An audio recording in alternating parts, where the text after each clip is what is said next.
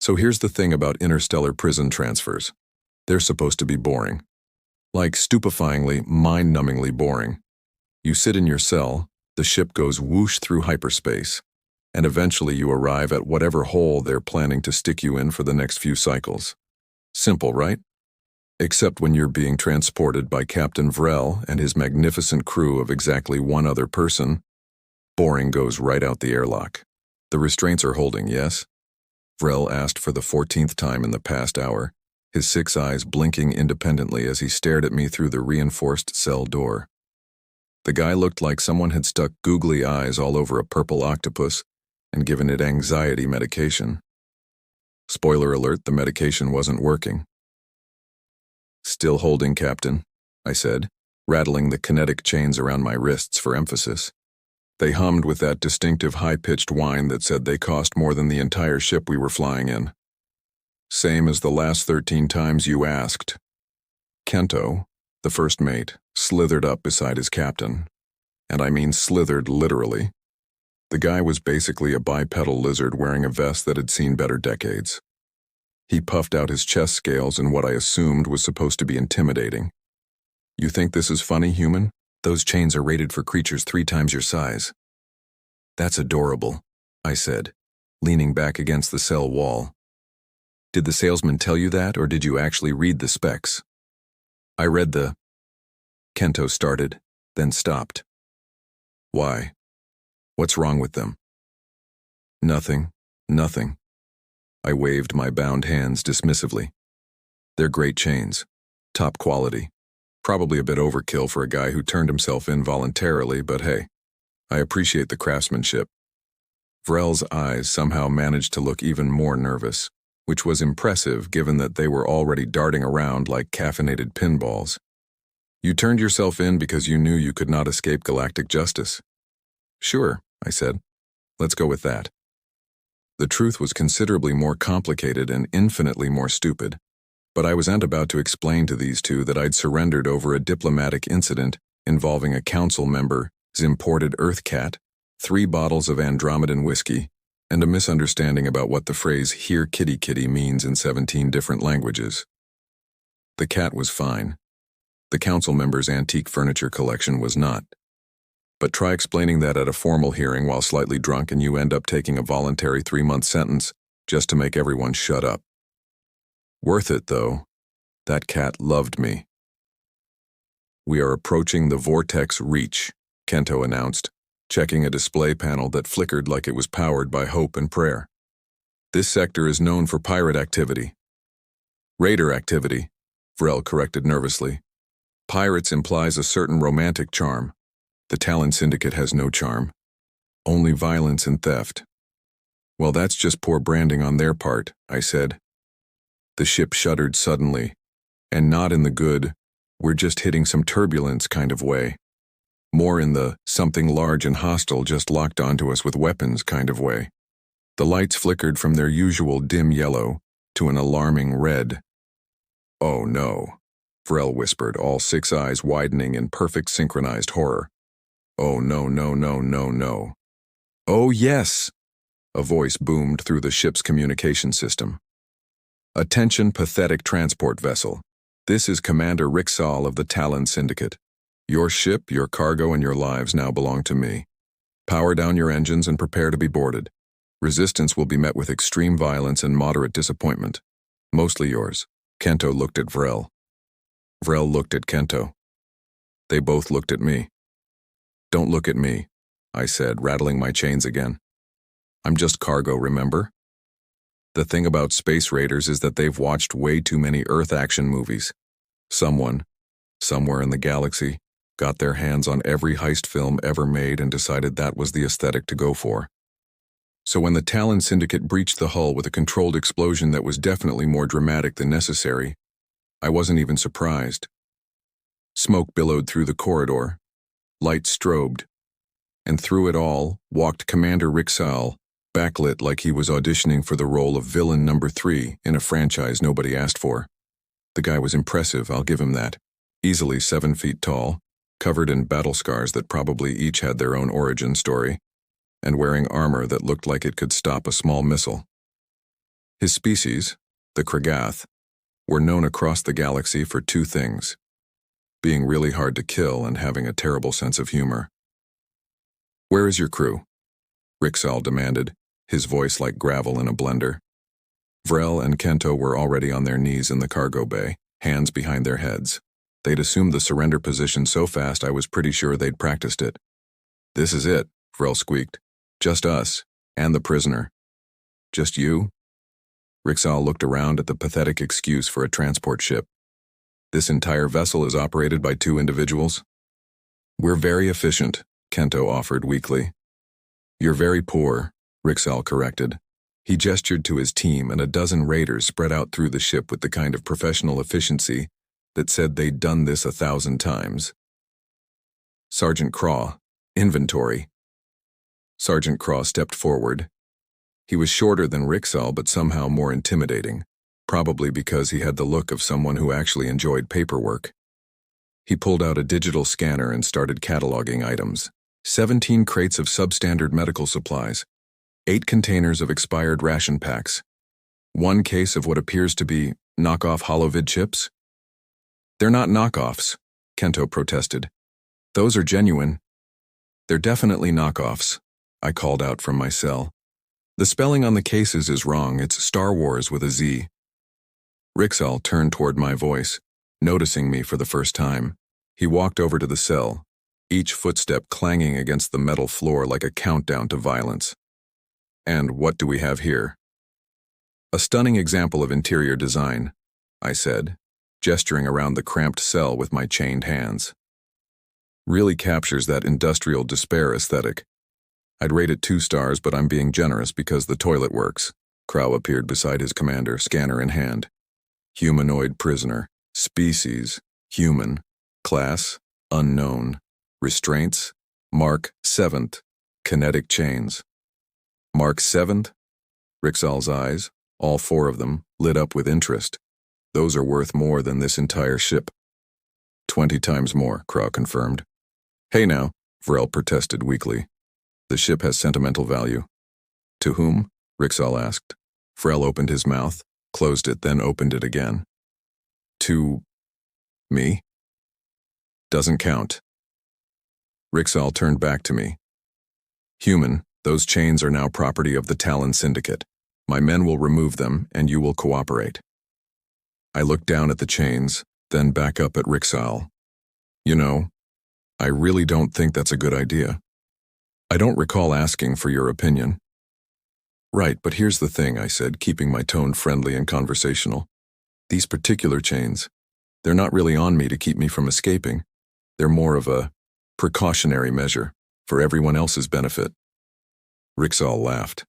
It sounded like rocks tumbling down a mountain. "You expect me to believe that you, a lone human, are dangerous enough to require Mark 7 restraints? I mean, you don't have to believe me." I shrugged as much as the chains would allow. "Free galaxy and all that.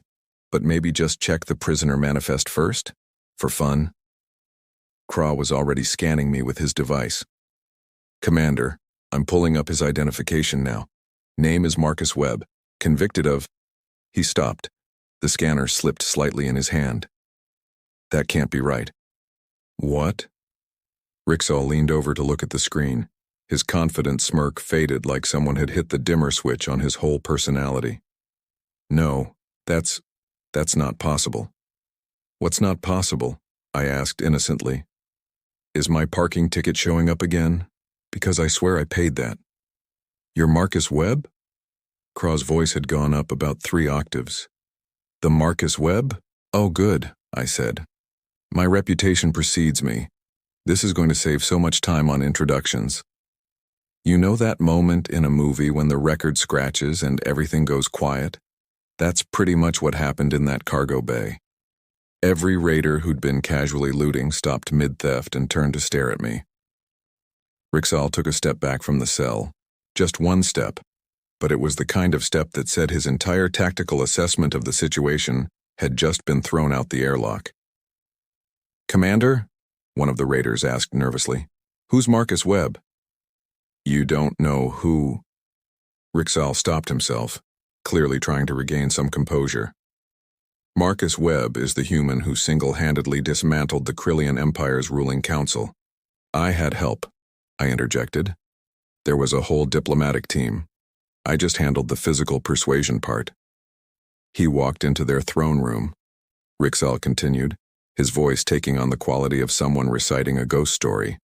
Fought past their elite guard, and held the entire council hostage until they agreed to cease their expansion campaigns. In my defense, I said, they started it. Also, their security was terrible. I basically just walked in. The fighting part was because they were rude about it. Craw was scrolling through his scanner like he was reading the galaxy's worst news feed. He survived the death pit of Xandros. That was a misunderstanding, I said. I thought it was a spa. Very misleading name. He negotiated the Treaty of Twin Suns by threatening to destroy both fleets. Okay, that one's accurate, I admitted. But in fairness, both sides were being ridiculous. Sometimes you need to threaten mutual destruction to make people talk to each other like adults.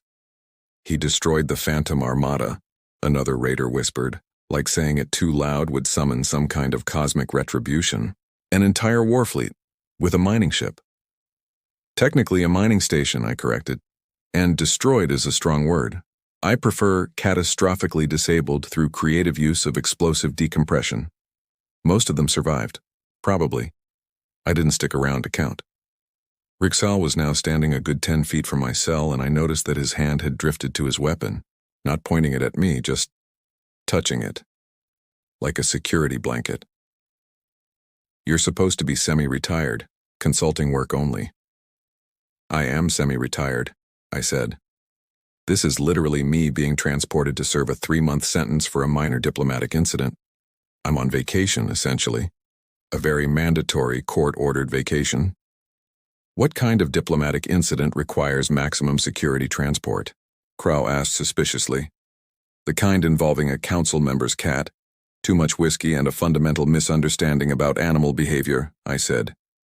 Look, the cat was fine. Better than fine, actually. I taught it to high five. The furniture, though. So you're saying, Rixal interrupted, clearly not wanting to hear the cat story, that you voluntarily surrendered yourself to galactic authorities. Yep.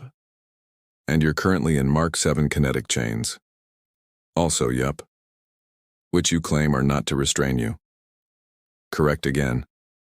See, the thing is, the Galactic Justice Department has this policy. When someone with my particular skill set agrees to do time, they make it very clear to everyone involved that I'm cooperating voluntarily. The chains are basically a sign that says, please don't annoy the human. It's for insurance purposes, mostly. A long silence followed this explanation. Somewhere in the ship, something beeped. Nobody moved to check it. Finally, Vrel spoke up from his position on the floor. I was told he was a convicted criminal being transported for processing. Oh, I am, I said cheerfully. Guilty as charged. Took the plea deal and everything. Very boring paperwork involved. But see, here's the thing about humans that a lot of species don't quite grasp.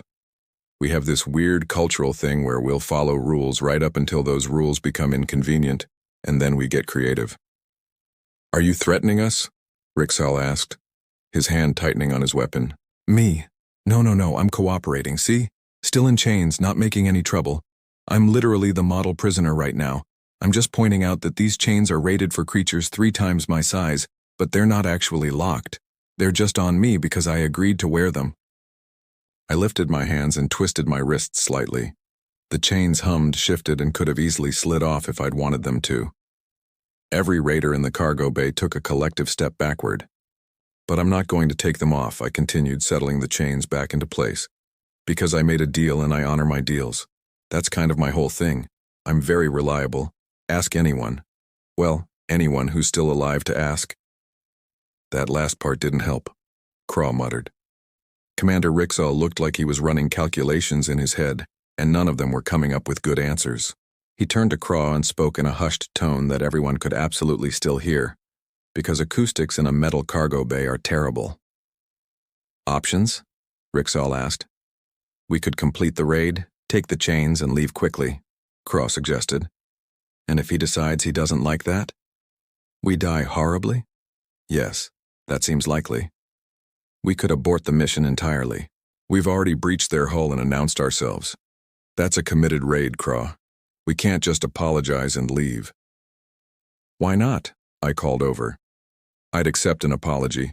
Maybe throw in a sorry for the inconvenience and we call it even.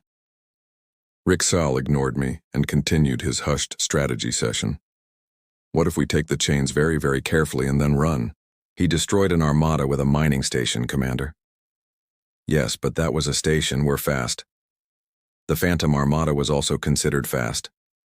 That's a fair point. I decided to be helpful. You know, if you guys want to just back away slowly and pretend this never happened, I'm totally cool with that. I won't even mention it in my report.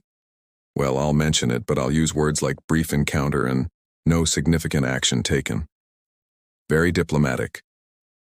One of the younger raiders, a kid who couldn't have been more than a few cycles old, raised his hand. Commander, why are we raiding a ship with Marcus Webb on it? We didn't know Marcus Webb was on it, Rixal snapped. But now we do know, the kid pressed. So can't we just leave? It's not that simple. It seems pretty simple, another raider chimed in. We leave. We don't die. Simple. We have a reputation to maintain, Rixal protested. We'll have a reputation for being smart enough not to mess with Marcus Webb, Craw said. That's a good reputation. That's a still-breathing reputation. Vrel chose this moment to raise one tentacle from his kneeling position. Excuse me? Could someone explain what's happening? Why is everyone afraid of our prisoner? You didn't know who you were transporting? Rixal asked incredulously. The manifest just said human prisoner, cooperative, special handling required, and Kento explained. We thought special handling meant he gets extra bathroom breaks. I laughed, I couldn't help it. Extra bathroom breaks, that's adorable. What does special handling actually mean? Vrel asked. Everyone looked at me. It means, I said slowly, that under normal circumstances I'd be transported on a heavy military cruiser with a full security detail, diplomatic escort, and probably a representative from the Galactic Council to make sure nobody gets any ideas. But there's a shortage of available ships right now because of that whole border skirmish in Sector 9, so they contracted out to the lowest bidder. No offense, Vrel. Much offense taken, Vrel muttered. The chains are their insurance policy. As long as I'm wearing them, it's understood that I'm under voluntary restraint. But if someone were to, say, forcibly remove them against my will, well, that would technically void my cooperation agreement, and then things might get messy. Might, Craw squeaked. Would, I corrected. Would definitely get messy. But I'm a reasonable guy. I understand you're just doing your jobs. You raid ships, you take stuff. That's your whole business model. I respect that. So here's what I propose. You guys forget about the chains, maybe grab those knockoff holovids as a consolation prize, and we all pretend this was just a friendly meet and greet. Rixal looked like he was seriously considering this when his communicator beeped. He checked it, and I watched his expression go from stressed to absolutely horrified. What now? Craw asked. Galactic enforcement cruiser just entered the sector, Rixal said quietly. They're hailing us. Oh good, Vrel said hopefully. We're saved. We're trapped, Rixal corrected. Between an enforcement cruiser and Marcus Webb. I actually felt a little bad for the guy. Yeah, that's not ideal for you, is it? The enforcer ship must have been close behind us the whole time, which made sense. They wouldn't let their cooperative prisoner travel through dangerous space without some kind of backup plan. The fact that said backup plan had terrible timing was just the universe's way of keeping things interesting. The communication system crackled to life again, but this time with a different voice. A human voice. This is Warden Holt of the Galactic Enforcement Cruiser Steadfast. Attention Talon Syndicate vessel. You are ordered to stand down immediately and release your hostages. You have 30 seconds to comply before we open fire. Hostages? I called out. Holt, is that you? Nobody's a hostage here, buddy. We're all just hanging out. Having a chat? There was a long pause. Then, Marcus? Marcus Webb?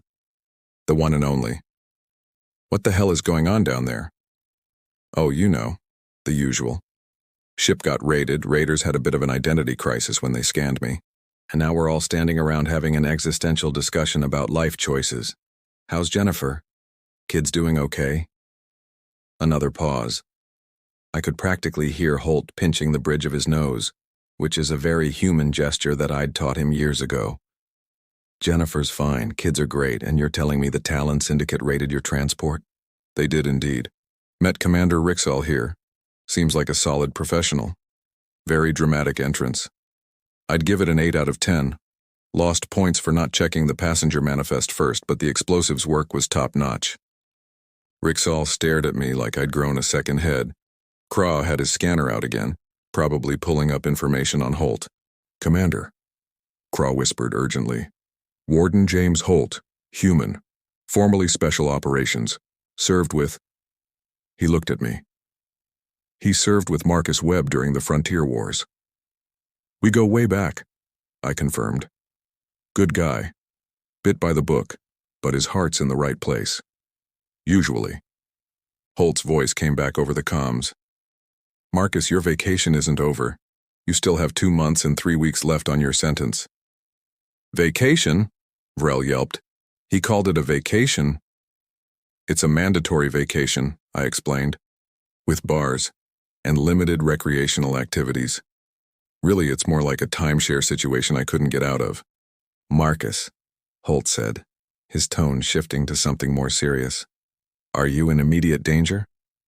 I looked around at the raiders, who all looked terrified. Nope. Everyone's been very polite. Model raiders, really. They're just in a bit of a pickle now that you've shown up. I need to take custody of these criminals. Well, that's going to be tricky, I said. See, from their perspective, you're blocking their exit and they're understandably nervous about being caught between an enforcement cruiser and, well, me. You're restrained. Technically. Marcus.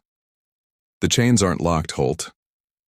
I heard what might have been a creative string of curse words muffled like he'd covered his communicator. When he came back, his voice was carefully controlled. The chains are supposed to be locked. Are they, though? Are they really? Because I'm pretty sure the regulations say appropriate restraints for cooperation display. And these are very appropriate, very displayable. Just not particularly functional if I decide I don't want to cooperate anymore. Rixall had gone completely still. You're negotiating, he said slowly. You're negotiating with an enforcement officer while technically in custody. I prefer to think of it as collaborative problem solving, I said. See, here's our situation. You guys raided this ship, which is illegal. Holt has to arrest you, which is his job. But if he tries to board this vessel while you're all panicky and trigger-happy, people might get hurt. And if you try to fight your way out past an enforcement cruiser, people will definitely get hurt. So we need a solution that lets everyone walk away relatively intact. There is no solution, Rixall said. We're caught. Not necessarily. I leaned forward slightly. What if you weren't actually caught? What if this was all just a big misunderstanding? Holt's voice came back. Marcus, what are you thinking? I'm thinking that Commander Rixall and his crew were just conducting a routine salvage operation in this sector when they happened upon our transport. They were responding to what they believed was a distress signal. Very civic-minded of them, really. There was no distress signal, Vrel pointed out. There will be, I said. In about 30 seconds, this ship is going to experience a minor hull breach. Nothing dangerous, just enough to trigger the automated distress beacon. Commander Rixall and his team, being good Samaritans, responded to help. Unfortunately, they realized they didn't have the right equipment to assist, and they were just about to depart when you arrived, Holt. That's the dumbest cover story I've ever heard, Cross said. It's also unprovable, I countered. What's Holt going to do? Arrest you for responding to a distress call? That's literally encouraged behavior. The Galactic Council gives out medals for that kind of thing. Rixall was following my logic now. And the hull breach will be caused by a small explosive charge that I'm sure just happens to be sitting in your ship's inventory. Standard breaching equipment. Could have been anything. Micrometeorite, debris, faulty seal. These old transports, you know how they are. I'm not signing off on this, Holt said over the comms. Come on, Holt. Would you rather do 3 hours of paperwork for a salvage response, or 15 hours of paperwork for a raid, plus the trial, plus the diplomatic incident when the Talon Syndicate's home government gets involved? Silence. That's what I thought. Plus, think about it. Commander Rixal here learns a valuable lesson about checking passenger manifests. You get to file a nice simple report, and I get to continue my relaxing vacation without any bullet holes in my temporary accommodations. Everybody wins. Except for the minor detail where we fake a distress call and let known criminals escape, Holt said dryly. Alleged criminals, I corrected, who were just trying to help. Really, when you think about it, we're promoting positive community behavior. More silence. Then, fine. But Marcus, when you're done with your sentence, we're having words about your definition of cooperation. I'm cooperating right now. I'm literally preventing an armed conflict. This is peak cooperation. Rixal was staring at me with something between awe and terror. You just convinced an enforcement officer to let us go. I convinced him to accept a reasonable alternative narrative, I said. Now, Craw, you've got maybe 20 seconds before Holt changes his mind. I'd suggest you place that charge on the outer hull panel, section B7. It's already damaged, so the breach will look natural. Craw looked at Rixal. Rixal nodded slowly. Craw ran. The explosion was small, controlled, and absolutely perfect. The distress beacon activated immediately, filling every nearby channel with an automated plea for assistance. By the time the smoke cleared, literally and figuratively, Commander Rixal and his crew were putting on their best concerned citizen faces. Holt docked with the transport about 10 minutes later. He came aboard alone, which was either very brave or very stupid, but probably both. When he saw me still sitting in my cell, chains on, completely relaxed, he just shook his head. You're unbelievable, he said. I prefer consistently entertaining, I replied. He turned to Rixal. Commander, thank you for responding to the distress call. Your assistance is noted in my report. Of course, Warden, Rixal said with the kind of formal politeness usually reserved for bomb disposal. We were simply doing our civic duty. We regret that we could not provide more substantial assistance. I'm sure you do. You're free to depart. The Talon Syndicate couldn't get off that ship fast enough.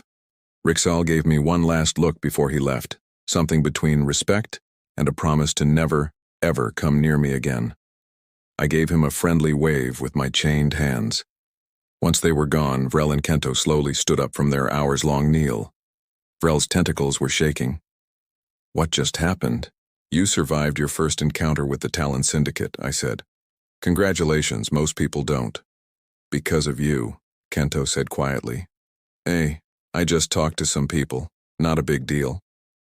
Holt snorted. Not a big deal. Right. You just negotiated a peaceful resolution to an armed raid while in custody. I prefer to think of it as creative conflict resolution. Jennifer wants to know if you're coming to dinner when you get out, Holt said, pulling out a tablet to file his report. If she's making that casserole thing, absolutely. She is, the one with the cheese you like. Then I'm there. I paused. Hey, Holt? Yeah? This whole transport thing, it was a setup, wasn't it? The routing through this sector, the shortage of military transports, the timing. Holt looked up from his tablet, and for the first time since arriving, he smiled. I have no idea what you're talking about. Right. Because the Galactic Intelligence Division definitely didn't need someone to make contact with the Talon Syndicate and establish a working relationship for future operations. And they definitely didn't arrange for a transport through their territory with their most cooperative prisoner as bait. Those are some very creative theories you're developing there, Marcus. Theories, I repeated. Sure, let's call them that. Your sentence is still 2 months and 3 weeks. My vacation, you mean? Right. Your vacation, which will be served at a very nice, very quiet facility, where absolutely nothing interesting will happen. Until the next interesting thing needs to happen. Holt didn't confirm or deny this. He just went back to his report, typing away while Vrel and Kento tried to process everything that had occurred in the past hour. Mr. Webb? Vrel asked hesitantly. Could you explain something to me? Depends on the something. Why did you help the raiders? They were criminals. You could have simply waited for Warden Holt to arrive and handle the situation. I thought about that for a moment. Here's the thing about humans that really confuses other species. We have this concept called proportional response. Those raiders, they were just doing their job. Yeah, it's an illegal job, but they weren't trying to hurt anyone. They were just trying to make some money. When they realized who I was, they were willing to leave peacefully. But they boarded our ship, Kento protested. And when given the chance to walk away without bloodshed, they took it. That shows good judgment. Why would I want to see people with good judgment get locked up or killed when there's a better solution? Because it's the law? Laws are important, I agreed, but so is context. And humans are really, really good at understanding context. It's kind of our superpower, actually. We can follow rules when the rules make sense, and break them when breaking them makes more sense. Drives a lot of species crazy. It drives me crazy, Holt muttered. Do you know how much paperwork I'm going to have to file to justify this? 3 hours worth, I said. You already told me. I lied. It's 4 hours minimum. I'll owe you a favor. You owe me 17 favors already. Then this will be 18. I'm good for it. Holt finished his report and looked at Vrel and Kento. You two are clear to continue your transport once we patch that hull breach. I'll have my engineering team handle it. Should take about an hour. We're still transporting him? Vrel asked, pointing at me. Unless you'd like to forfeit your contract and the associated payment, Holt said. Both Vrel and Kento immediately shook their heads. Smart choice. Marcus is a model prisoner. Aren't you, Marcus? The best, I said, holding up my chains. See? Still wearing my jewelry. After Holt's team patched the hull and ran their diagnostics, the Steadfast departed with a friendly farewell and a promise to check in at the next waypoint. Vrel and Kento returned to their stations considerably more nervous than they'd been before. I settled back in my cell, comfortable and relaxed. Through the small viewport, I could see stars streaking past as we jumped back into hyperspace. 2 more months of this. 2 more months of being officially, voluntarily restrained while quietly handling whatever situations the intelligence division needed, handled by someone with my particular reputation and flexible relationship with rules. Mr. Webb? Vrel's voice came through the intercom. Are you comfortable? Do you require anything? I'm good, Captain. Thanks for asking. May I ask you something personal? Sure. The chains. You said they were never actually locked. How long have they been unlocked? I looked down at the humming kinetic restraints, worth more than everything else on this ship combined. I twisted my wrists slightly and they slid right off, clattering to the floor of the cell with a sound like dropped silverware. Since about 5 minutes after they put them on, I said. They've never been locked. I've just been wearing them because it makes everyone feel better. The intercom was silent for a long moment. That's terrifying, Vrel finally said. That's humanity, I replied, sliding the chains back onto my wrists where they hummed back to life. We cooperate right up until cooperation stops being the best option. Then we get creative. It's what makes us special. And dangerous. Same thing, really, I said, settling in for the rest of the journey. Same thing. Outside, the stars continued their ancient dance, and somewhere in the galaxy, Commander Rixal was probably having a very serious discussion with his crew about the importance of checking passenger manifests. Holt was drowning in paperwork, but probably smiling about it.